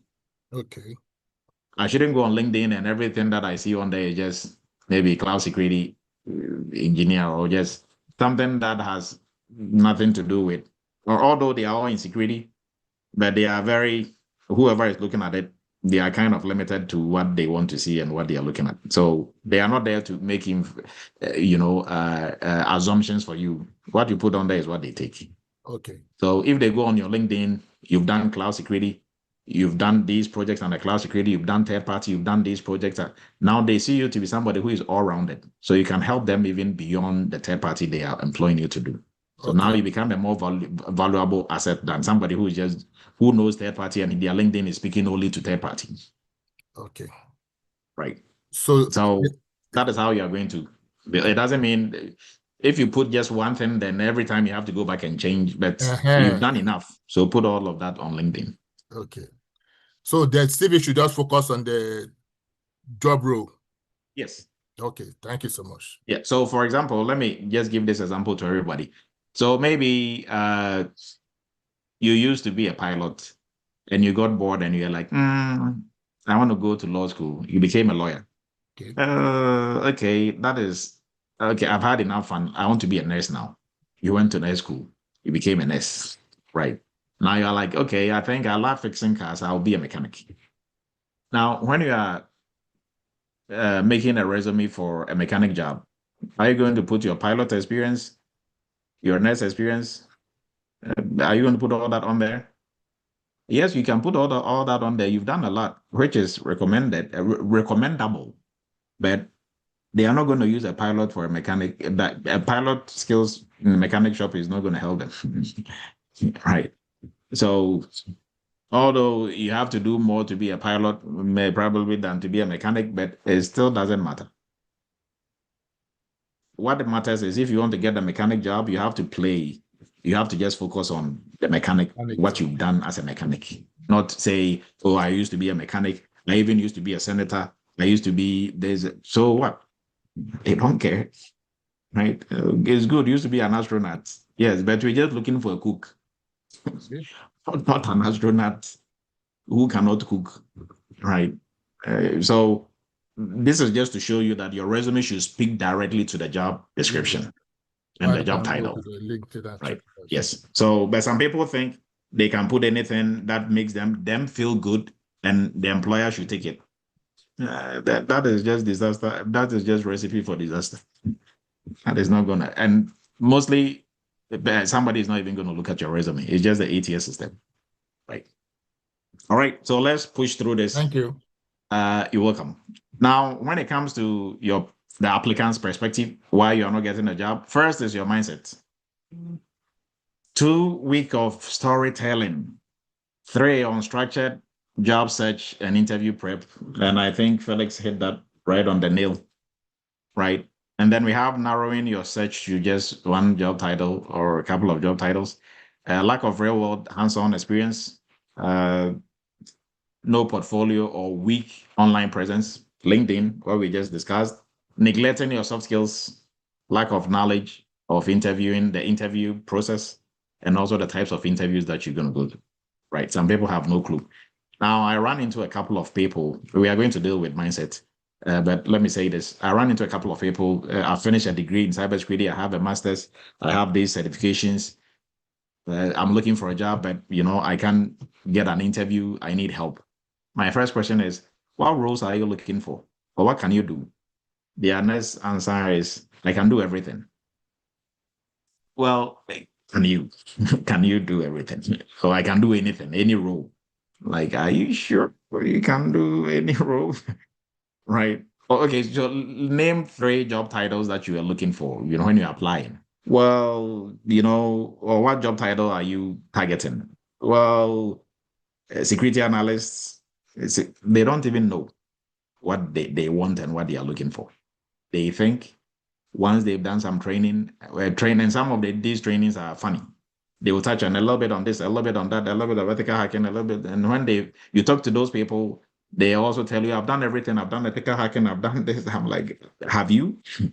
Within 3 months, you did ethical hacking, pen testing, you did auditing, you did really. That was a really good introductory class, but it's not going to get you any job. Right. So now let's move into all things being equal, mindset. I know some people who have gone through Eretmis training. They have everything it takes. I will employ them on any day for a cybersecurity manager role. Then you ask them, why are you not applying to a job? Oh, well, I want to get this certification. And when I finish, I'm working on this. And when I finish, I want, what is going on? At that point, is not you can't do the job or you don't have the skills or the knowledge anymore. It's mindset traps, right? One, they are finding all sort of excuses not to test the waters because they don't even have confidence in they can do the job, because during internship they did everything. They were top of their class. But then people who were not even up to their level have gotten jobs and they've been working. And those people who you think were, starts who are they are just running around in circles finding all sort of excuses. They're just mindset and they think they are not ready. Sometimes when you are smart is good, but your smartness is going to get in your own way if you don't take care. Because you think you want to have everything lined up right, everything is not going to be right before you get a job. You are not going to know everything or go over all your notes or review everything before. You are never going to be ready. That's like in life. There is no decision you've made or anything you've done in life that everything had to wait, the perfect time for you to. No, things don't, and especially in this space also as well. As soon as you have what it takes, start applying. start pushing. Some people will start even applying before they finish the internship, and they get jobs before we end the internship, right? So mindset. Now, imposter syndrome. Should I lie about this? I don't think I can do it. Well, that if you've not done any projects, yes, all they have imposter syndrome, because if they give you the job, you're going to run away and leave the job. You cannot do it, right? But if you've done projects, what you're looking at, you can do it. You've done it before. Yes, this was going to, creep in because you are human. It's a new field you are getting yourself into. But really, your skills and your knowledge is always going to trump this imposter syndrome. And when people start asking you questions on the job, how do you do this? How do you, then you'll be looking at them like, oh, and there I was thinking I didn't belong here. I don't know what I'm doing. This guy has been here for 6 years. He doesn't even know this thing that I take for granted. Right. So that is going to start boosting and building your confidence once you get, and even when you go to interviews and you are well prepared, you have your stories right, and they're asking you, and you start, sometimes some of our students, a couple of them, they'll go to interviews and they are educating the directors of cybersecurity on some cybersecurity stuff. Right. Now if for that, that is a discussion for another day. You don't have to go all guns blazing. You have to know your audience. One student didn't get a job because he knew too much than the two directors of cybersecurity who were interviewing him. And I know why he didn't get a job. When he finished and he gave me the rundown, they didn't even know about SOC 2 Type 2, SOC 2 Type 3. They did like SOC 2 Type, SOC 2 Type 1 and Type 2. They didn't know about SOC 3, that SOC 3 even existed. And I had to school them on it. And these people, they genuinely didn't know. It wasn't like they were BSing. They genuinely didn't know. So you think, if I'm the director of cybersecurity, I'm interviewing you for cybersecurity analyst role. You came to the interview and you're schooling me on certain things. I'm going to give you the role. No, I'm going to look for somebody who knows way less than me that I can boss around. For you, I fear you. I'm not going to bring you on for you to eventually come and take my job. No way.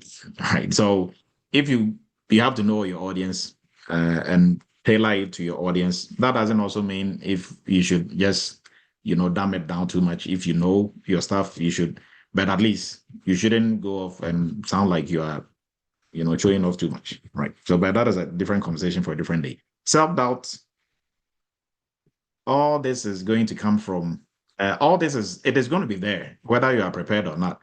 But if you are prepared, it is eventually going to go away. If you are not prepared, then it's going to hunt you and follow you throughout the whole time if you get a job, right? And this is what is going to give you nightmares and make you a working heart attack. Fear of being exposed, also what is going to give you a heart attack if you are not prepared. And how this is going to cost you. So one thing you should know that hiring managers, they don't hire based on your potential energy. They hire on the signals you are giving them during interview. So if you are confident, you are giving them a signal that, clarity, ownership, you have the evidence, you've done what you're talking about. So you should have some confidence in there. Now, if you've done it, all these will, there should be some level of stress if you go into an interview. If there is no level of stress, then we have to probably examine you a little bit more, right? There should be some level of stress, but always what is going to, make you successful is your knowledge and your skill. And if you've done some projects in terms of skill, that is going to help you overcome that very easily. Now we are going to look at fixes. We kind of discussed fixes already. So we are running a little bit late, so we'll speed up a little bit. Now, lack of storytelling. This is key. I think Felix and other folks also touched on this, right? You can have the knowledge, the very solid knowledge, very knowledgeable. You can have the skills. You've done the projects. But if your storytelling system that you are using for interviews are weak, you are going to be talking in circles. You wouldn't be able to demonstrate that you've actually done it. Because right now, if you ask Dr. Edu, I heard you live in New York. Which part of New York? I tell you, I live Brooklyn, Bronx, Queens. Okay, so and you've been to the airport a couple of times. Which route will be the best route for me to go to the airport? And I'm like, well, if you take the bus from, and it's not like I don't live in New York, but if I didn't prepare for this and I'm all over the place, I'm now thinking through what to say. I don't come off as somebody who actually lives in New York and as somebody who's actually been to the airport, any of the airports in New York. But I live in New York, right? Something as simple as tell me about yourself. I can put somebody on the spot here and say, tell me about yourself. And you are going to talk for 10 minutes until I tell you it's okay. Stop. You know why? Because you didn't prepare for it. So simple questions like tell me about yourself and all that is part of your storytelling. Now, your storytelling should be very simple, straight. All your answers should be straight to the point, simple. So, for example, to give a weak answer, like what is your experience using maybe SIM tools? Yeah, I use Splunk and I use it to analyze logs. That is not a good story. And employers wouldn't remember this. Whoever is interviewing you, they should go home remembering the stories that you are telling, the scenarios you are giving, the instances, and what you did in those, right? So, what did you actually do, and what was the situation? What was the tax? What was the action? What was the results? Because mostly what hiring managers are looking for: tax situation, tax action, results. So that is you should have these scenarios or these stories already prepared before the interview. During interviews, your thinking should be probably 5 to 10%. And what do I mean? That is not where you are going to be thinking or trying to figure things out. You should have figured things out before the interview, i.e., you have your different stories speaking to different things. If it has to do with technical stuff you did, you have stories, situations where you did this, you did that, and this was the result. If it has to do with soft skills, how did you lead a team? What is your team? How do you communicate? All those, you have those stories prepped, ready to go. So if you don't have them prepped, no matter how best of a speaker you are going to be talking in circles. That I can assure you, right? So get a story framework, and that should follow situation, tax, action, results, right? So for everything they ask you, you should have a story prepped, a scenario prepared to just go straight into it, right? And you shouldn't use one scenario or one situation for every single question. Right? Now, the next one, no structured job search. So if you don't have any game plan for looking for jobs, you are just randomly applying whatever you see. There is really no structure. You are just throwing your resume around. You don't have weekly targets, number of applications you should do in a week, how they should be like, what type of applications. Then you wouldn't, how can you quantify something you don't measure? Right. If you're a bus driver and you have to take kids from one school to maybe the playground and bring them back. If you didn't count the kids when they first got onto the bus and you just drove them to the playground and you brought them back, how would you know one or two kids are missing?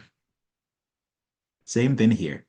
You are applying, you are not tracking your application, you don't have any weekly targets. So some weeks you're applying to 3 jobs, some weeks you're applying to 5, and then those same people will come around and say the industry is saturated. I've been applying, and you have to really be honest to yourself. You've been applying 3 jobs, really, a week.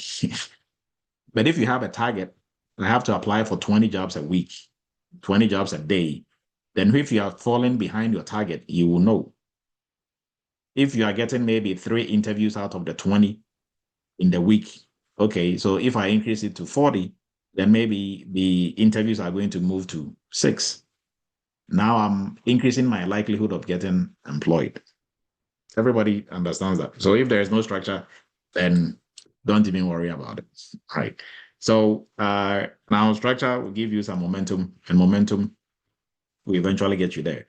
Narrowing yourself to one job title.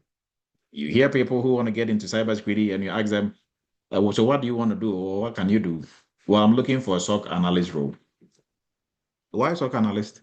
Well, that is what I train on, or I just like SOC analyst. So why can't you do other roles like third party risk analyst? Well, I guess SOC analyst. That means that wherever you did your training, you probably have to go back and either ask for part of your money back or go and train some more on there, right? Because people who should just be focusing on one job title are people who are already in cybersecurity who want to specialize or who are looking to just go into a niche. If you are starting off, just like in any field, if you are starting off, you should be able to do any job.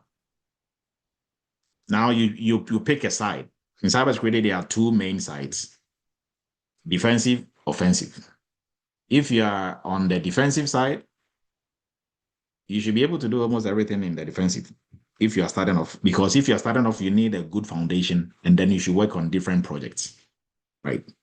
And just like in any field, if you want to be a nurse, you want to be a doctor, when you go to nursing school, they'll put you in the different departments. You work with the kids, you do female health, you go to different, so that way you have that exposure working in different. Now, as you progress in your nursing career, in your doctor career, then you can choose to specialize. So I'm just going to be, I'm just going to work in the emergency department. So you become an emergency nurse. But you can't start off in nursing school and say, by the time I'm done with nursing school, I'll be an emergency nurse. It's not going to happen. Or that is what you are looking for. So as a nurse, you should be able to apply to, because when they bring you in as a nurse, they can put you anywhere. You should be able to function and work.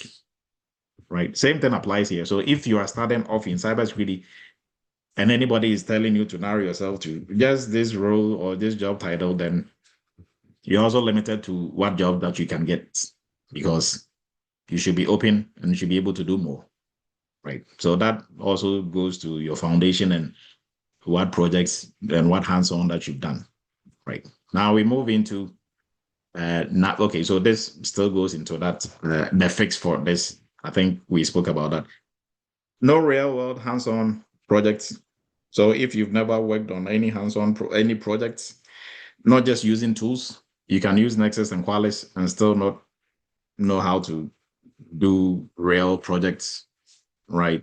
Just using a tool is good, but that is not enough, because different companies use different tools.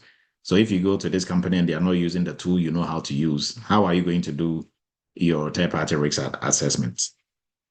See what I mean? So learn how to do third-party risk assessment itself, understand it, and you'll be able to apply it anywhere regardless of what tool. So if you don't have this, simple, just look for, you can volunteer, you can get into a program like a GRC internship and others to work on real world projects, right? Now, no proof of projects. So this, you could have done the project, but you have no proof. And this is the sad one. To do the projects and have no proof. We had a student go to an interview. We went to 2 or 3 interviews, and he came back and said his mentor was not helping him well because they are not moving him forward. I'm like, okay, do you have a recording of it? Yes, I do. He brought a recording. We started playing it. I couldn't listen to the recording for less than 3 minutes. I just couldn't.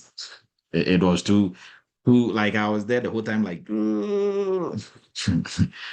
right now, like the lady who did the interview did really well. She did well to even interview you all the way to the end, like for 20-30 minutes. And this was a student from the entry level, from the internship and workshop. And why am I saying this? It's not because he did the projects, but he couldn't speak about them. The lady asked him, what have you done? What are some of the things you've done in cybersecurity? He said he did policies and worked on different policies and this type of policy. And now he started focusing on just one specific policy, talking about that policy for like 6 minutes. Meanwhile, in the internship and workshop, you do policies, you do risk assessment, third-party risk assessment, incident response, awareness training.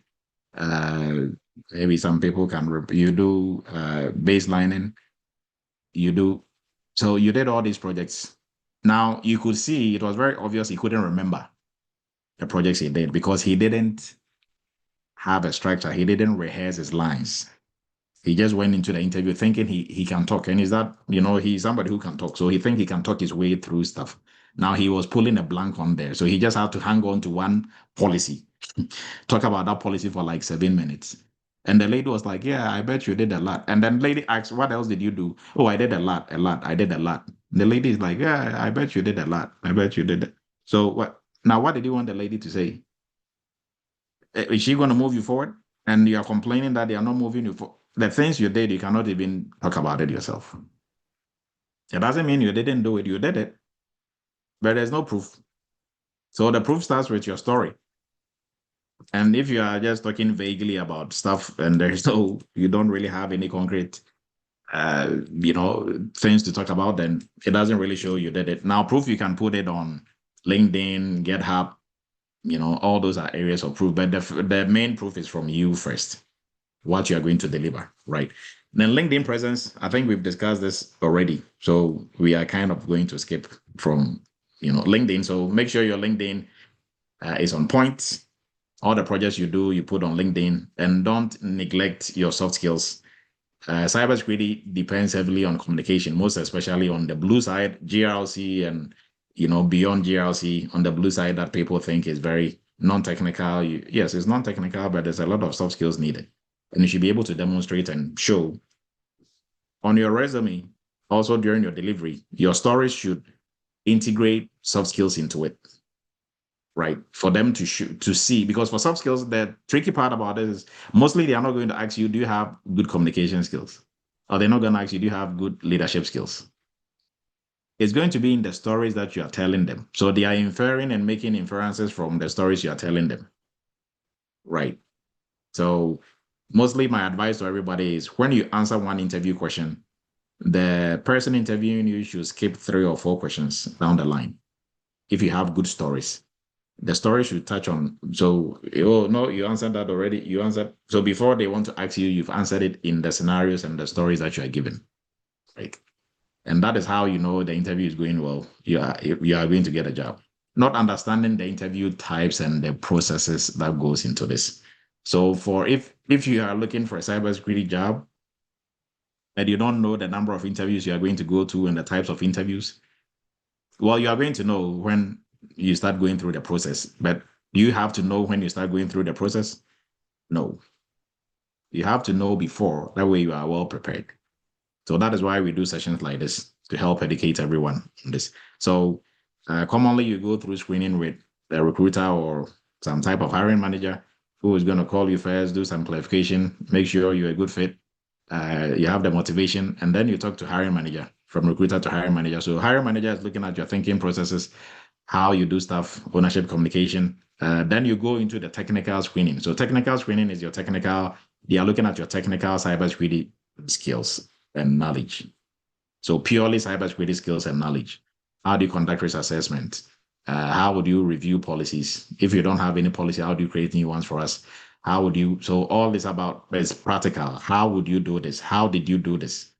Right. And that is where you should have your storytelling right. Now, the next one is going to be behavioral. That is your soft skills. How do you handle conflict? How would you sell an idea to a leader? Stuff like that, right? So if you don't know these are what you're going to go through, you failed before it even began. So if you know, then you can prepare well. Because if you are going to a technical interview and you think it's a recruiter screening or hiring manager screening, then the joke is on you. If you are going to a behavioral one and you think it's technical, the joke is on you, because this is going to throw you off. This is where most people struggle, behavioral interviews. But in Eretmis, we are going to polish you up on this, in a heartbeat. So fixes for this, I think we spoke about this. So have your STAR method of answering questions, everything lined up, ready to go. So in summary, entry-level professionals who want to break into the security space, you need clarity, what roles and type of roles that you're comfortable with, not one role. Proof, projects you've worked on, artifacts, to be able to prove storytelling, your communication, and your outcomes. So what you did, results, and a system in place in terms of how you search for the jobs, interviews, how you prep. It should be structured, right? And on that note, we are about wrapping up. So for folks looking to break into the cybersecurity space, we recommend our cybersecurity entry-level course. And for looking for hands-on, working on projects, our GRC workshop. And then for folks looking to polish up in the cloud, our cloud security professional and our AI governance also starting very soon. And then our PCI DSS for folks looking to specialize in arguably the most lucrative niche in the cybersecurity space. And on that note, we are wrapping up right for tonight. So any questions? I think Lama's hand is up. Lama, please go ahead. Yeah, Dr. Du. My question is about collecting educational credit hours for the Friday lectures. So what exactly do I need to submit? Screenshots. So the screenshots screenshots. that we encourage you to. So you put hashtag Team Live in there, and then screenshots. Screenshots of the hashtag? Yes. So if you put hashtag Team Live, you take a screenshot of it, and that is what you're going to submit, especially if you're doing CompTIA and the other ones as well. Oh, okay. Thank you. Yes. Patrice, please go ahead. My question is about when it comes to AI, applying it to PCI DSS. How does it work? Do we still, can we still use the tools that we use, or the AI will replace everything? No. So when we talk about AI in the PCI space, now we are looking at security for AI pretty much. Right. So how are we protecting, or if AI has anything to do with credit card and debit card information in your environment, how is the AI system or tool staying in compliance with PCI DSS? So that is the discussion. Just like how any other tool, any other software that you have that has any contact with credit card, debit card information, we are going to assess that during the PCI audit or assessment. Same thing with an AI tool. If it has anything to do with credit card, debit card, it touches credit card, debit card in any way, shape, or form, then we have to do assessment on it as well. So that is when we talk about AI in scope for PCI. Now, if you are referring to if there is an AI tool that can be used to do PCI assessment, then just like any other cybersecurity tool, there are tools like Vanta, Drada, and others that they literally just have an interface whereby you can collect your evidence and stuff like that. But mostly in the PCI space, me personally, I go the old-fashioned way because the tools will just make the work extra. Because after you use the tool, you still have to manually go and fill your reports. And whatever you're going to generate from them is not the original PCI report that you need, or your ROC or your SOC that you are going to need, right? So, but really, when we are looking at your environment, AI, if it touches anything, credit card, debit card, then we also have to put that in scope for PCI when we are doing. So we assess it just like we assess every other thing. Now, the only caveat to this is, and that is why everybody on here, you should get in the AI governance class, because when we talk about we are assessing AI tools, just like we assess other tools, we go beyond just the security assessment, right? When we talk about risks for AI tools or AI software, we go beyond the normal risks of being hacked or, so everything that you're going to be looking at for security perspective, you go beyond that because now transparency comes in, ethics comes in, right? All that explainability comes in, and that goes beyond just normal security, right? So hopefully that answers your question, Patrice. Yeah, but so with I took a class before these AI applications were in place. So does it mean you can still work in a field even if you don't have AI skill? So Patrice, let me ask you a question. What car do you drive? Um, sometimes Toyotas and Okay. Audis, yeah. So if they come up with a new Toyota that has an AI, whatever, it can park by itself, and you don't know anything about that, does that mean you cannot drive the car? I mean, it really doesn't play any major role in the driving. Now you have to maybe how to take care of that particular device or system or whatever addition that is will be an extra something, but it still doesn't change the fact that you can still operate the vehicle and move it. Right. So same thing here. In cybersecurity, there is going to be in IT itself, there's going to be a lot of development. There's going to be a lot of new things that are coming up, but the principles of how we do things, especially in cybersecurity, fundamental principles still remains the same. Right. Okay. So sometimes don't get too carried away by a lot of the shining objects going around. Focus on your foundation and fundamentals. Now, when you get there, so if there is an AI, because when we do assessment and you go to an organization, sometimes they are using some tool or some software that you are seeing that for the first time. But that still doesn't take away how I'm going to assess any other system is the same way I'm going to assess that. So I just have to get some orientation on it. Okay, so what do you guys use this for? Okay, it's for that, it's for identity and this. Okay, fine. Once they break it down to me, okay, I'm still going to assess it. Right. So AI really doesn't change much. What is going to change is you as the assessor or even implementer in the company, you have to look at the risks of AI that goes beyond the normal cybersecurity risks. That is the only addition that you have to look at, right? And that is for your own security and safety within the organization, right? Julius, please go ahead. Oh, thank you. You're welcome. Yes, Doctor. My quick question is that I was just wondering, since 2024, has anything changed with the internship program?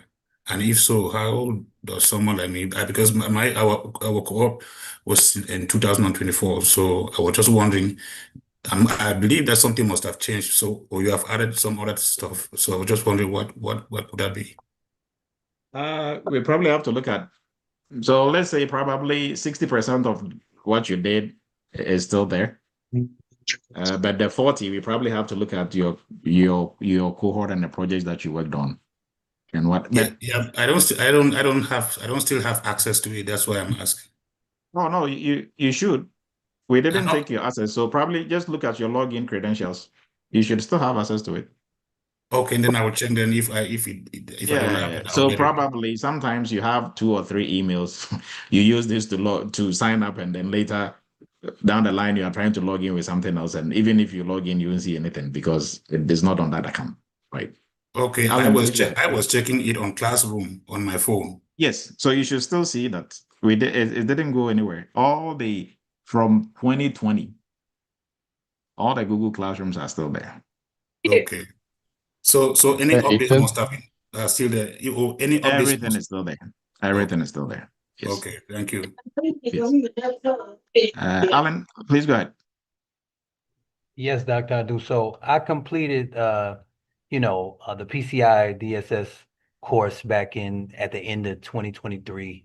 Now, though, I am ready to enter this cybersecurity world, and I'm wanted to know what's the best way to reach out to your team about job placement assistance. Okay, so I will send you. Okay. I'll send you an email, and you just shoot an email, and they'll take care of it. Right. That sounds great. Thank you. Give me a second. Oh, I'm trying, but just shoot an email to me, and I will or put on the WhatsApp number. Just put a request on there, and they will point you to the right direction. Okay, will do. Yes. Okay. All right, everyone. I think that is all the questions on there, unless there are some in the chat. And if you joined a bit later, you missed the awesome AI agents that our AI challenge participants created. You could call these agents and they will answer questions. So Fifi, we will look at yours. We are running a bit late. During the week when we all gather to look at what the AI 7-day challenge folks did, we are going to call everybody's or, have an interaction with everybody's agent that they created, right? And these agents, you can create them for companies for a fee, maintain them also for a fee. So you can literally set up, if not a full-blown business, a mini business, some side business that you're going to be doing this for, because you can use AI agent to solve different problems, right? Set it up. You can have one set up and you can sell it to multiple companies. Have one set up, even sell it to individuals. Because putting it together, that is your own, idea of how you are going to connect the different systems and the different AI tools for them to work well to do, specific things. Some of you are using tools that were built that are literally AI agents, but you don't even know, and you are paying for them. You can literally build your own, right? So, and that is what we went through in the 7-day AI challenge. Another one is going to be coming up very soon in February, and then all our course timelines are going to be posted hopefully next week. So you know when all the different programs are starting, and you can prep yourself and jump onto it as well. And then also there is a book coming, but we will like your opinion on some of the titles, and then also for which ones to come first. So we'll post that in the Google Classroom and also through email, so you give your take on it. So that has been long overdue. So you give your take on it, and then we will finish and wrap it up and also bring the covers back for you to choose from and stuff like that, right? So appreciate everybody's time. We ran a bit late. We are going to meet same time next week. Have a great and wonderful weekend. I couldn't give everybody shout out in the chat because you're running a bit late, but have a great and wonderful weekend, and we'll meet same time. If you have any questions, kindly reach out. We are more than ready and willing to help. And there's a lot of resources within the Eretmis community that will help you to be able to do the transition, or if you're already on the job, you did a training, when Jesus was born and you are coming back to do job placement, we are still there. We are going to help you, right? So make sure you are, the only help you're not going to get is the help you don't ask for, frankly. And if the whole week you don't find us, guess where you're going to find us on Friday night? Here. So nobody should say, yeah, I needed help, I couldn't get it. Then you are being a little bit, unrealistic. Because if not for anything, you're going to find us here. So appreciate everybody's time. Have a great and wonderful rest of the weekend. And we will meet same time next week. Have a great night, everyone.